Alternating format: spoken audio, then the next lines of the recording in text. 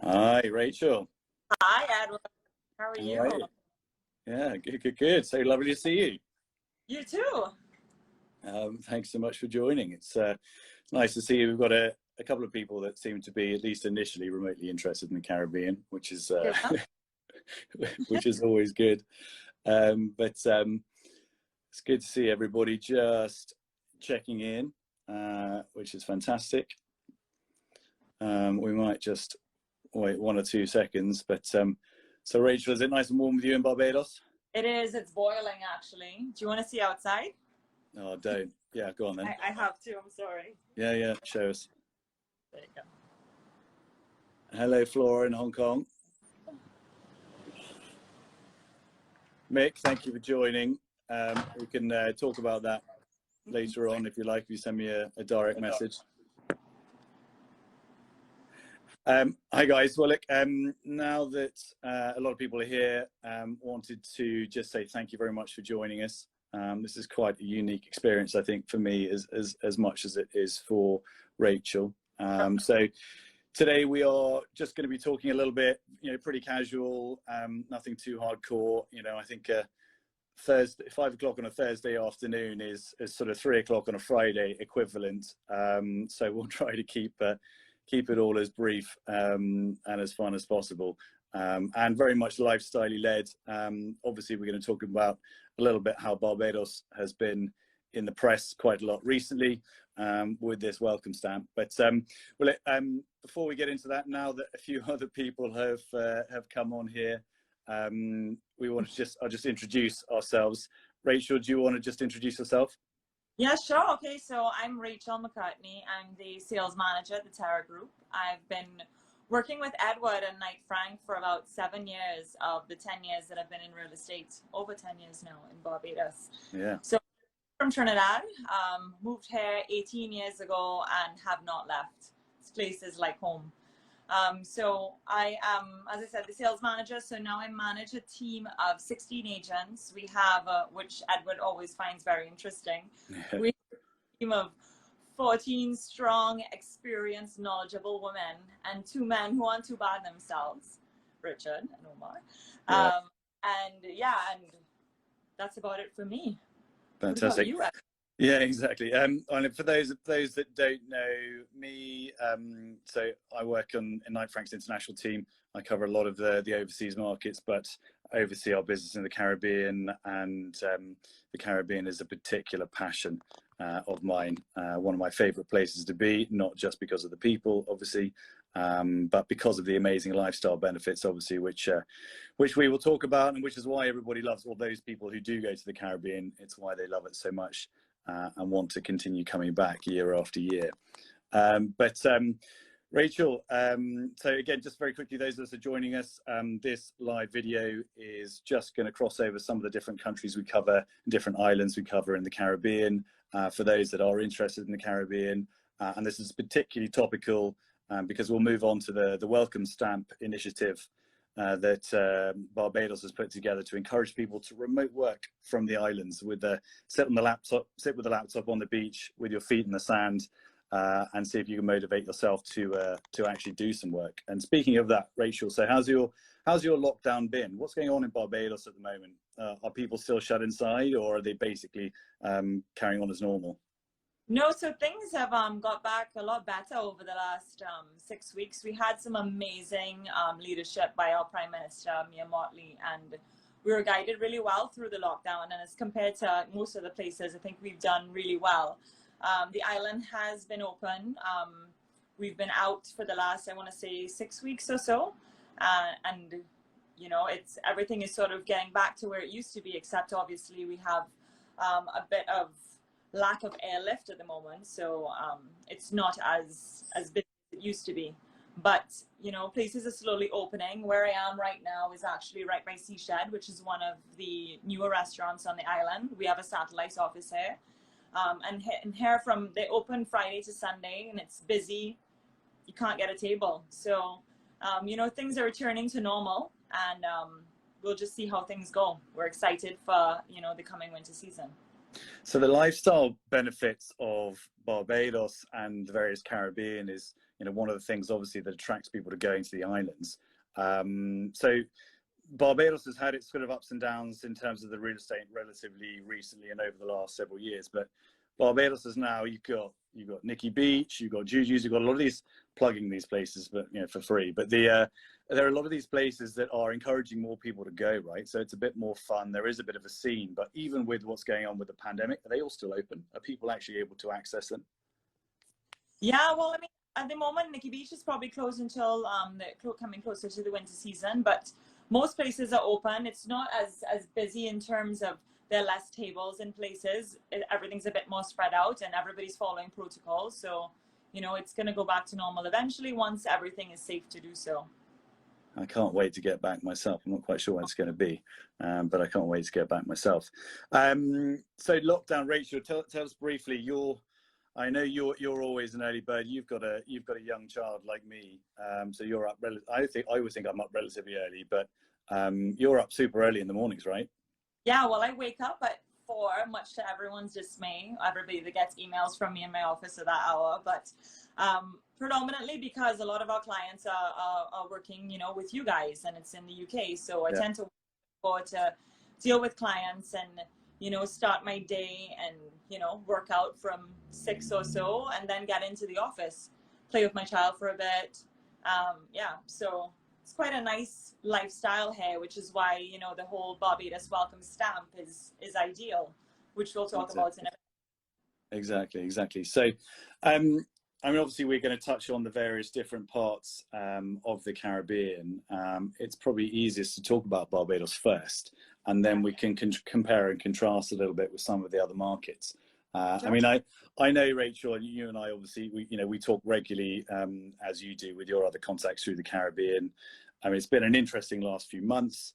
There have been those people that have wanted to get to the Caribbean who haven't necessarily easily been able to. There have been those people that have been, well, unfortunately stuck in the Caribbean, in some cases who have been renting and who have loved it. And actually, we know, we've been involved in some transactions ourselves where people have been renting, came to Barbados pre-lockdowns, pre the COVID pandemic really taking hold, and have spent so much time on the island, they've loved it and decided to buy.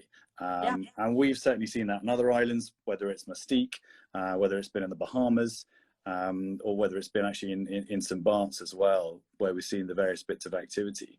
But Rachel, what's your take on the market currently in Barbados? I mean, do you think that the welcome stamp is sort of much needed reinvigoration of the market? Yeah, I think whoever came up with that deserves a gold medal. So when you look at it from a vacation holiday rentals perspective, you know, we have at this quarter, we're about 10% in terms of where we were last year, just for this quarter only. That's really a reflection on the fact that we only have 10% airlift.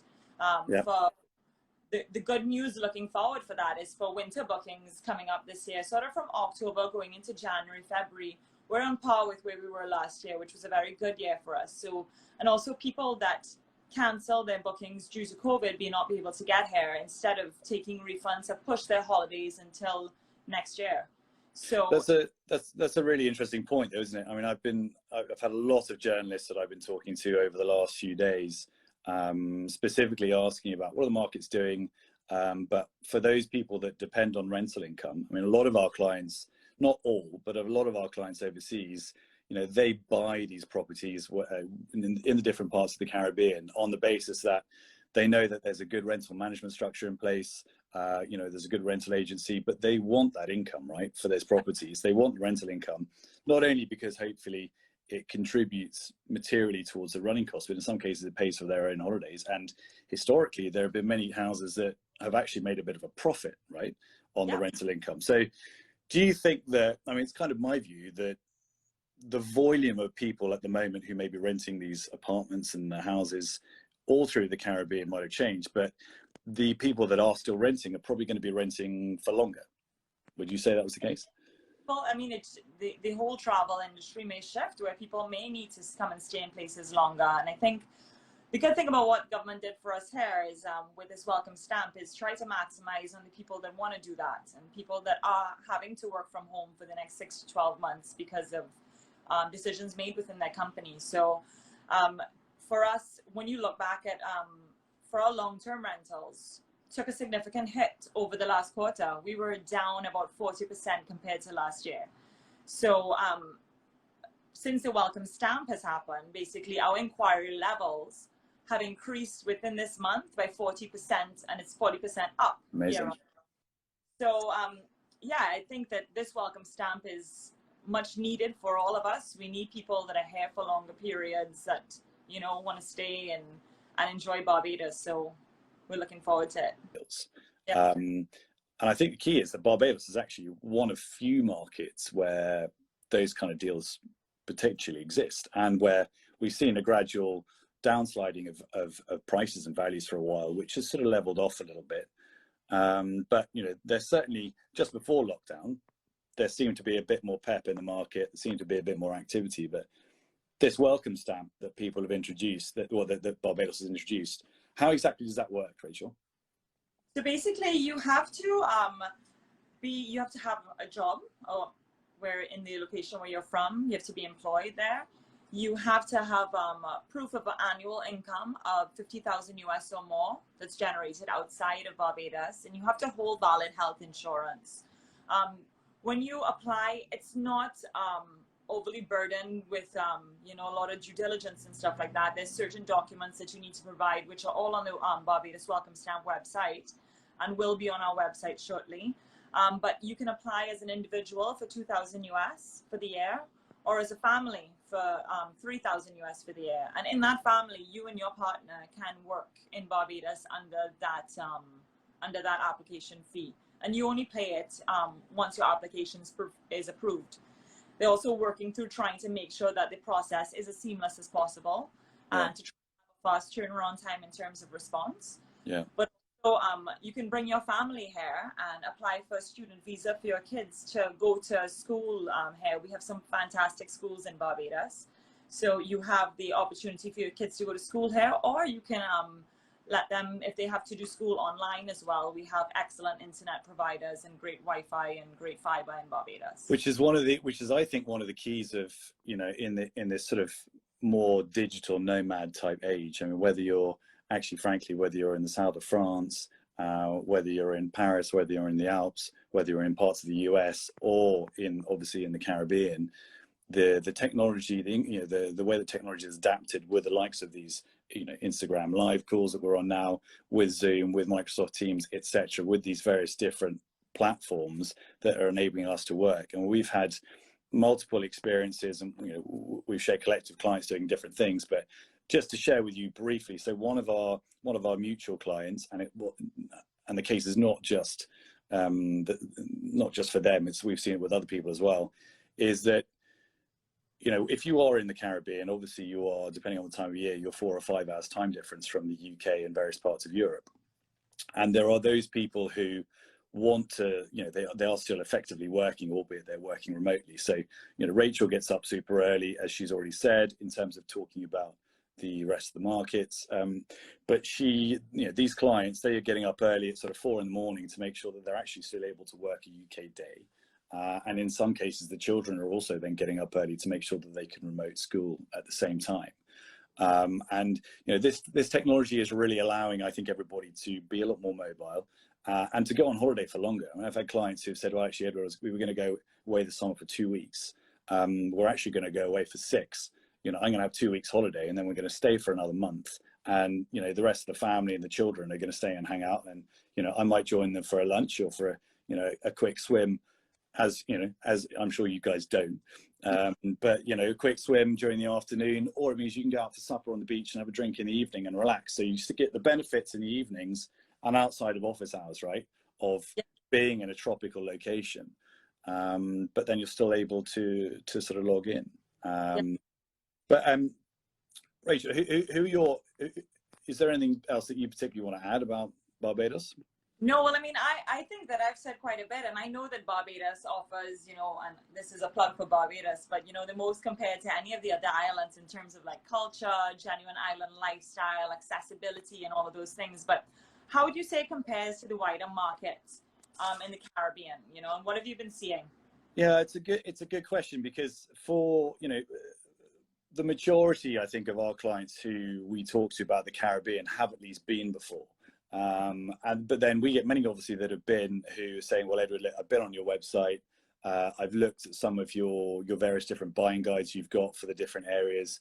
I've had a look and seen what you've got for sale in the different markets. I've looked on your Instagram, Knight Frank's Instagram account, and I've looked at some of your properties that you posted on Instagram. Should I buy in Barbados, or should I buy in Mustique, or should I buy in St. Bart's, or should I buy in the Bahamas?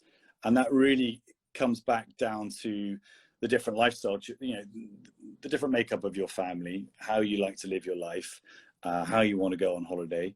Some people don't like to socialize at all, and they just want to retreat and have time away. Other people are saying, well, actually, my kids want to surf, so Barbados is great. Kids want to go, and actually, Barbados, we keep going back to it, but as an island to spend quite a long time on through the course of the year, you've got a hell of a lot of different things you can do. And actually, probably it's one of the islands that you can live a more normal life in, albeit rather being in the British countryside, you're in the Barbados countryside, because you've got the different restaurants. You can go play polo, you go play cricket, go surfing, have all the water sports and all the rest of it. And it's a big enough island to explore. Saying that, there are those that don't want it. They don't want to go and play golf. They're just saying, actually, I want to be able to go and read my book. I want to be super safe with my family. I want to be in a really exclusive community and environment. So, that's where places like Mustique start coming in. Barbados has a huge amount of variety of property at all different price levels.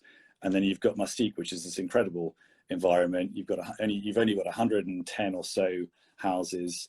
It's a really unique community, and it's a totally different experience to holidaying than anywhere else in the world, and certainly anywhere else in the Caribbean. You go across the British Virgin Islands, and it's very much about sailing. Interestingly, Barbados and some of the other islands in the Caribbean are a little bit more dependent on tourism. And those islands in the Caribbean that have been a bit more dependent on tourism have opened up a bit more quickly, right, in the international markets. So the British Virgin Islands, the Cayman Islands, they've been a little bit slower and a bit more cautious to open up and make sure they're controlling against the effects of the pandemic. And then the Bahamas, I also love the Bahamas.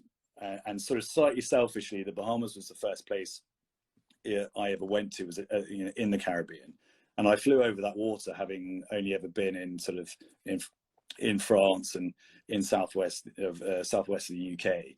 And I just thought, oh my God, it's straight out of the Bond films. This place is amazing. I can't believe this place really exists. I can't believe people live here and don't tell anybody about it. But in terms of amazing properties, there are some beautiful properties in Barbados. I've got a couple of favorites that I've been involved in over the years, like Fustic House, for example, which was an incredible property, which we sold to an amazing buyer. But it was one of Oliver Messel's design houses, super unique house, up in the hillside, but amazing views. And there's a Messel connection with Barbados and with Mustique, because with Mustique, Colin Tennant, of course, brought Oliver Messel, who's this amazing set designer, constructor, to Mustique to build a certain type of property with character, as he thought. And actually, one of the questions that we've been asked in advance of this call is, how does the architecture change through the course of the different Caribbean islands? Is it designed for the weather? Right, because the Caribbean, people think that obviously hurricanes, for example, right? People think hurricanes affect all of the Caribbean, when in fact they don't. The hurricane belt as it is, for example, Mustique and Barbados are outside of the hurricane belt, right? So there are you get storms, but one of the things when we started talking about rental income, just going back to that, one of the things people forget about Barbados and Mustique is that the temperature in that southern part of the Caribbean is more or less 30 degrees centigrade all year round, right? It just rains a bit more or a bit less. For my wife, it's a disaster when it's humid, because she gets the Rachel from Friends hair, which then stands out Well, friends was here this morning. But no, the architecture changes everywhere, right? With the British influence in Barbados, you've got a lot of that colonial style architecture that's still there, but then more and more contemporary style property as well, right? Yeah, exactly.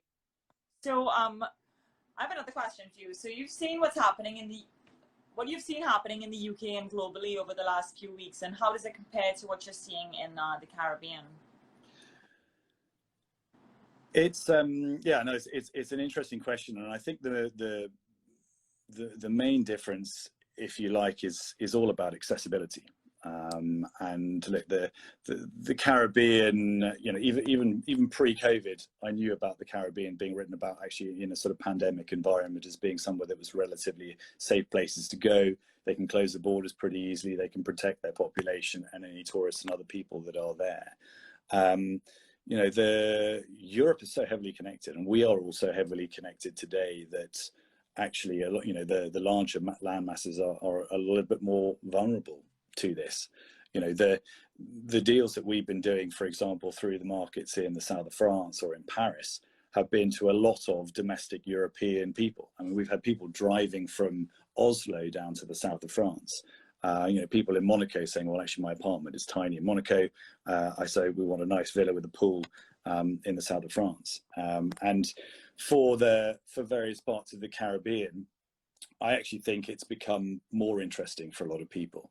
And for people who might historically have rented, they're now saying, well, actually, if I'm going to be spending longer periods of time in these different places, then maybe it makes more sense for me to buy. And I think that's exactly the same in Paris, exactly the same in France. We're seeing that in Tuscany. You know, we're seeing that in some of the other islands, you know, places like Sardinia and places like Ibiza as well. People saying, well, actually, you know, I want to live. And I was just on the phone to a guy who, you know, runs a hedge fund. He says, I live in Ibiza for 6 months of the year.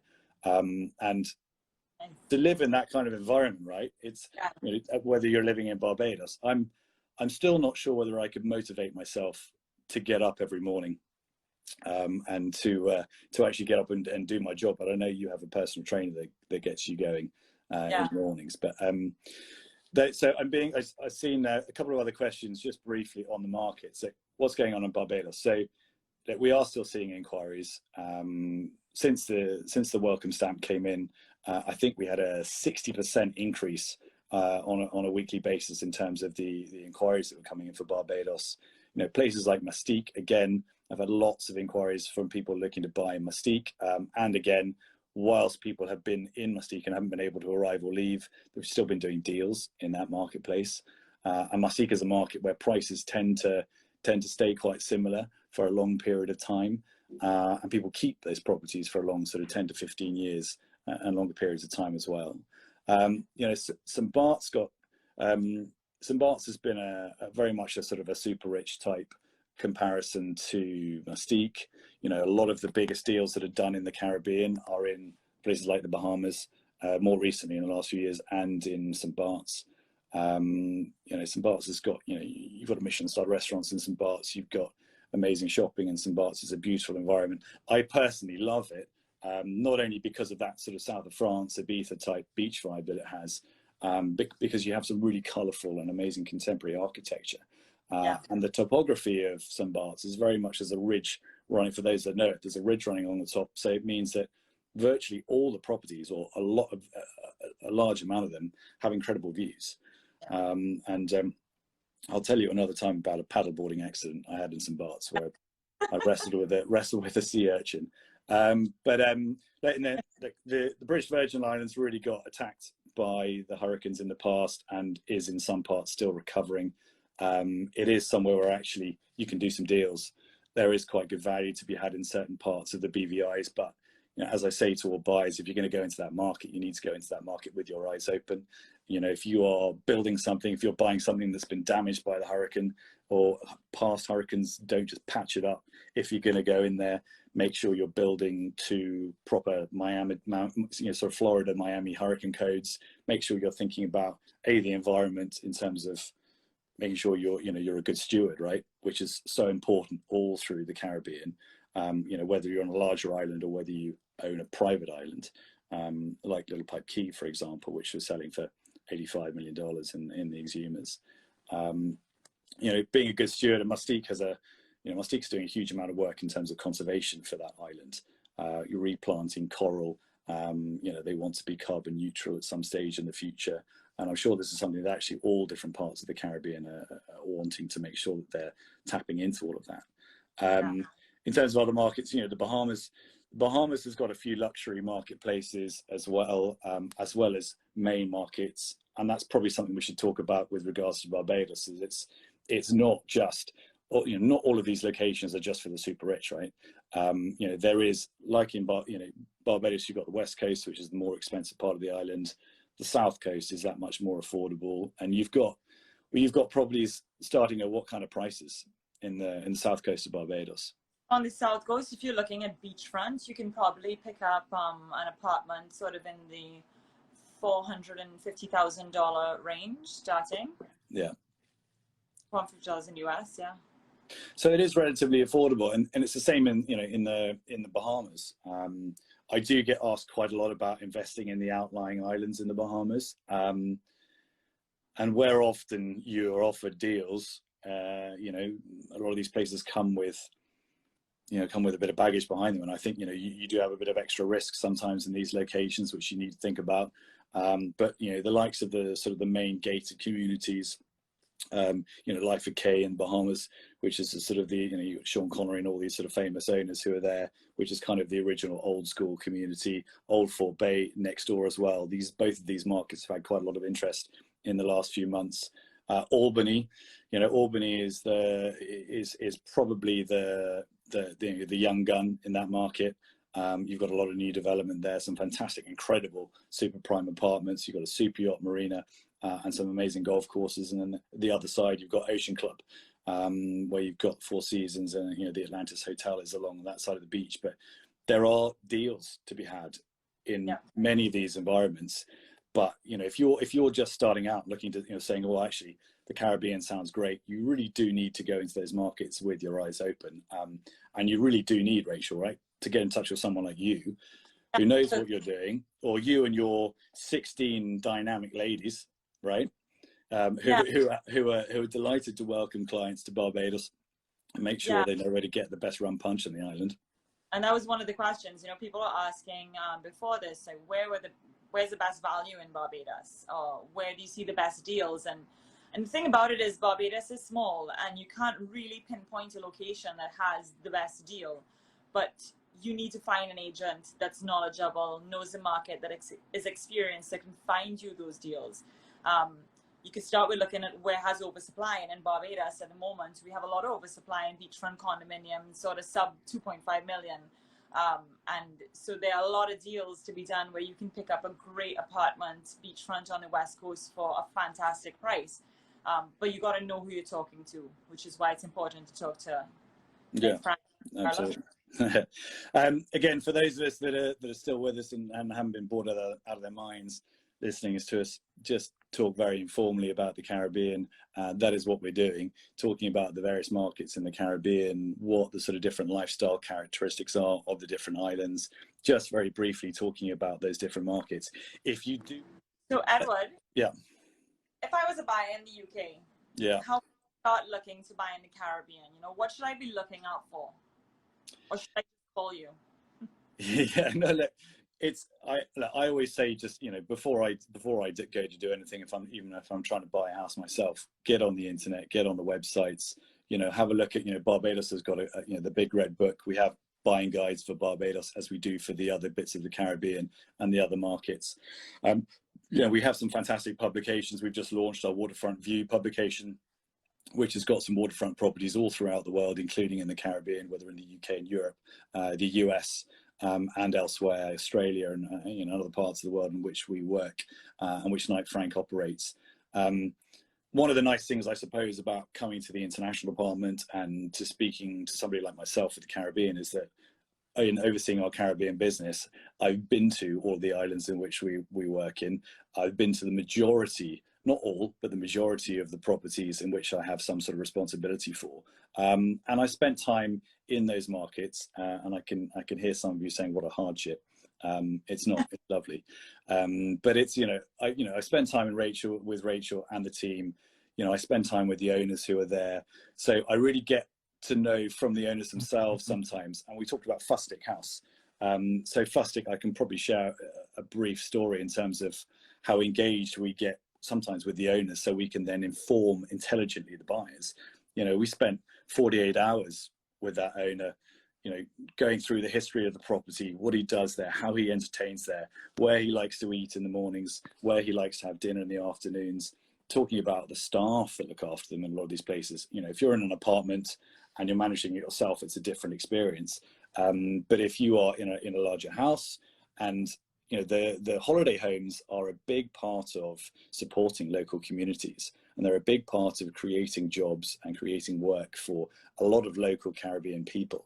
And there are the most wonderful staff in a lot of these places. And I certainly know that in places like Mustique, and I'm sure it's the same in Barbados, but in Mustique particularly, the house owners are very, very proud of their staff and of their chefs. And very often they will send the staff to different parts of the world to go and train with hotels, to go and train with different chefs, so that they're becoming they're essentially making the local people more qualified, but obviously more able to look after themselves as well as the locals. But to come back to it, do you have a family? Right, it's a big thing. Do you have a family? How old are your children? How do you live your holidays, right? And there are different parts of the Bahamas, different parts of the Caribbean, sorry, that are more or less safe. In Barbados, people do make sure that they've got good security in their homes. It's a big island. It's got a local domestic population, and you just have to be sensible about these places. The opposite extreme of that is a private island where it's just you and nobody else. But then the opposite side of that is, you've got to leave that island if you want to go and play golf. It's not that easy just to go to a different restaurant every night, or to go to a different bar, or to go meet up with friends who might also be in the area. People do, of course. But no, I'm always happy to speak to people. I'm delighted to have video calls with people, although I think a lot of people would rather just speak to me and not see me. I'm always very happy to spend enough time with people to talk about the Caribbean, because albeit today, right, more than we used to, we do quite a lot of Zoom viewings. So you must have seen virtual viewings and Zoom viewings, and on other online video platforms. You've been able to show people property without them having to be there, right? The good thing is, before COVID was even discovered, our team started to document most of our properties with videos. So we were armed really well in advance. So when we went into lockdown, we had a substantial amount of videos that we could show to clients for most of our listings, which I think really helped. There are people that have made offers on properties with videos, subject to as soon as them getting on a plane to come down, which is great. So definitely changed how things used to be, where you had to wait for someone to get here for them to even say, I'm remotely interested in this one. So definitely an improvement. I think one of the other comments that we might make is that different parts of the Caribbean have been historically popular with people from different parts of the world. I know that certainly when we were looking at our web stats, in terms of I think the number one inquiries that we were getting for Barbados were for the UK, but right up at the top of that list, you had places like Canada and the US, obviously, and the US historically has had a little bit more activity and a little bit more interest in the northern parts of the Caribbean, in places like the Bahamas and probably St. Bart's. Funny enough, I saw a question that came up earlier on from somebody saying, do any of your houses have recording studios in? And the answer is actually some of them do.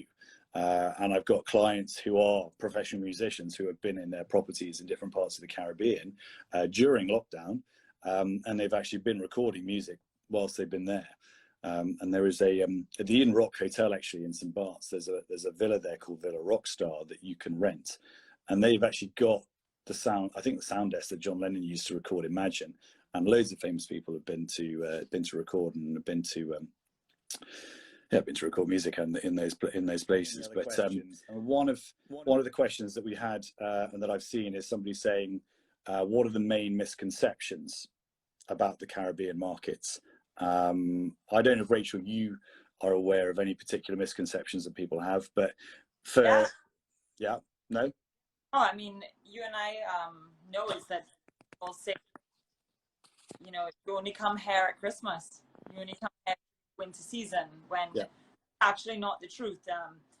Barbados is great year round. It does get a little hot in August and September, but I mean, it's way better than being cold or rainy. So we do get rain, but it doesn't last for very long either. Yeah. And you tend to find that people would say that, you know, in Barbados, people only bought property in the winter season, and so Barbados is seasonal, but in fact it's not. And you know, we've done a lot of deals in the summer rather than in the winter.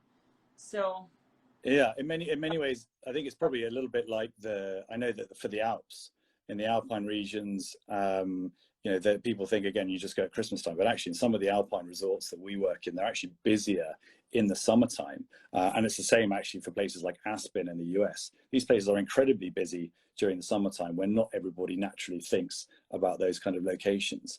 Yeah, for the southern part of the Caribbean, and it comes back a little bit to the rental income, if you know the weather's going to be pretty good all year round, it means that you're going to get more people that are going to want to rent, whether it's your apartment or whether it's your house.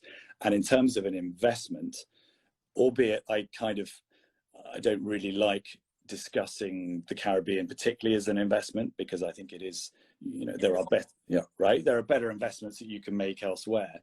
But it's certainly, I think you can look at it from it not being a financial investment. You can look at it from being a human investment, right? And a health and a lifestyle investment. And you can look at it into being an investment into the health and the security maybe of your family, particularly given the current climate that we're in, which is why I think that this welcome stamp is going to be engaged with for some people, not maybe for everybody. Somebody's put a quick question on here just about financing. Yeah, look, you can finance in Barbados and in other parts of the Caribbean. What are the main banks in Barbados that do mortgages, Rachel?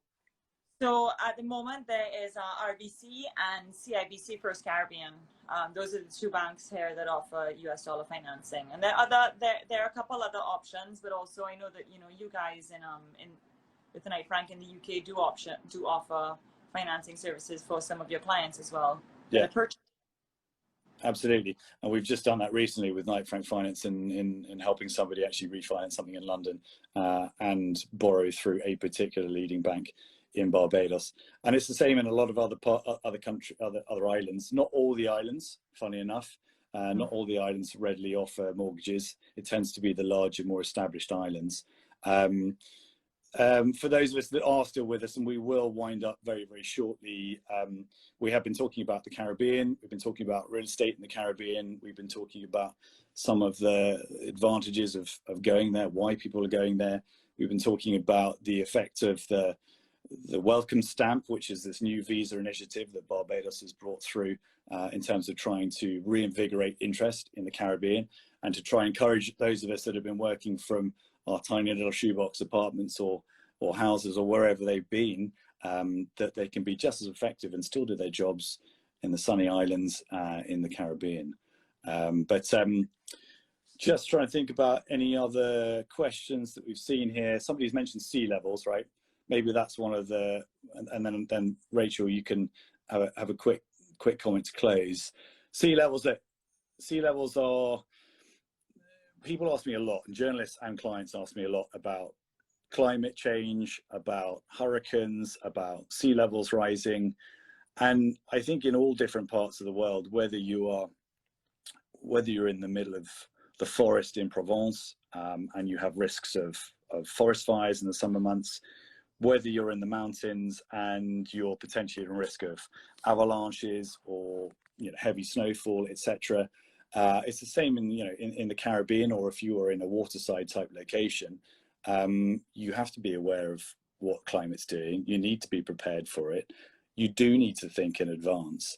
And, you know, I think it's difficult to know exactly what's going on with climates, but certainly if you look at the weather in the Caribbean and actually the weather throughout the tropics, so whether you're in Asia, whether you're in parts of Australasia as well, it does seem like we're getting more extremes of weather. I don't think that necessarily needs to dissuade anybody from particularly buying in those locations, because hopefully everybody's intelligent and mobile enough to leave before we might get these extremes of weather. You know, in Barbados, right? What do they do in Barbados when a storm's coming through, Rachel?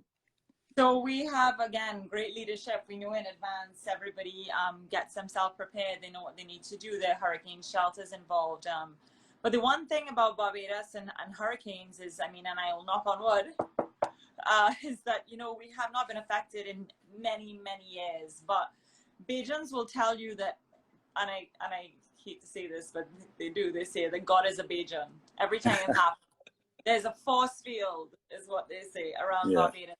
See that this last weekend we had a storm coming towards us, and it looked like it was coming dead on, and literally the whole thing fell apart and went south, went for Trinidad, but luckily there wasn't too much damage anywhere. But we, you know, we've got spared so many times, and I think that, you know, on the whole, it's a very safe place to live and a safe investment to have as well too. Absolutely. And I think that with what's going on in the financial markets around the world, you know, everything is a little bit more up and down. You know, whether actually, frankly, it's the markets in London, you know, we've seen a huge amount of interest globally to reinvest in London, even during the pandemic. You know, whether you're in Paris, you know, we've actually seen a huge amount of domestic French people buying back into Paris and the south of France, whether you are French, whether you're German, whether you're Swedish or Scandinavian. You know, there are still lots of people all around the world who still want to invest in real estate. And, you know, in our wealth report, I'm pretty sure we looked in that in reviewing some of our top clients, there is a significant percentage of high net worth and ultra high net worth clients, although not everybody is buying and investing in high net worth or ultra net worth, but for the majority of our clients, they are all at least thinking about or entertaining reinvesting and investing in buying property in various markets around the world. And even if it's domestically, so, you know, whether it's rebuying back into your existing market, and actually with Barbados, when we were looking at our internet stats, I think number 4 or number 5 in the list in terms of the location that we're looking at our website to buy in Barbados was actually those inquiries are actually coming from Barbados. So I think there is going to be a lot of internal trading. I think there are, wherever you're looking in the world, there are always opportunities. And it really is just about speaking to somebody who actually knows what they're talking about, somebody who is actually at the coalface. It's something that I've been very fortunate in the last sort of 17, 18 years or so. I've been able to help clients in about 15, 16 different countries around the world. So when people talk about the Caribbean, they want to compare and contrast. But at the same time as people talking about the south of France, they might also talk to me about the Alps, or they might also talk to me about St. Bart's or Miami or Los Angeles. And a lot of people do own in a lot of different locations. So look, guys, it's been great to host you all on the Knight Frank Instagram account. Rachel, thank you so much for joining us. You. Go on. When you coming to visit? Yeah, I know. Oh my, just try and stop me is the answer. I can't. It really genuinely, when I think about true relaxation, I think that the vibe and the atmosphere in the Caribbean is totally unique. I love the south of France. I love Ibiza. You know, I go to Sardinia on holiday every year. I love being in the Hamptons in the US, whether I'm in Los Angeles, you know, whether I'm in South Beach in Miami. Different places have different atmospheres and different attractions and different vibes. But I love that Robinson Crusoe, slightly off the beaten track, feet in the sand, doesn't matter what you're wearing. I love that really relaxing type of environment. I think the Caribbean is totally unique for it, which is why I'm amazed that you and the rest of the team are actually able to get out of bed in the morning and do some work. We do for the weekends. Yeah, enjoy yourselves at weekends. Yeah. You know, 5 o'clock. Guys, I think we'll draw to a close. Thank you so much, everybody, for joining us. Look, if you do continue to have questions on the different Caribbean markets, we would love to help you. You know, our website is full of information on the different markets and full of research. You know, we have a whole research section on our website that talks about investing in all the different markets around the world. And our Prime Luxury Cities Index is one of those markets that a lot of people, particularly who invest in lots of different locations, like to review. You know, our wealth report as well, generally regarded as probably the leading publication in terms of trying to get an idea of trends for the investments by, you know, the wealthy people around the world, or people who simply want to invest and travel. We hope you all do stay safe. We all hope you do stay healthy, and that all is well with you and your friends and families from now and going forward. But I think Rachel, bless her, is going to leave us with her office. I'm just going to show everybody. Keeps on saying they want to see the view, so here's the view. No, I'm not going to show you my view. I'm moving house. I'm in the only room in the house that doesn't have boxes packed up to the ceilings. Guys, thank you so much, everybody. Please do feel free to follow up. Do send messages through onto the Knight Frank accounts.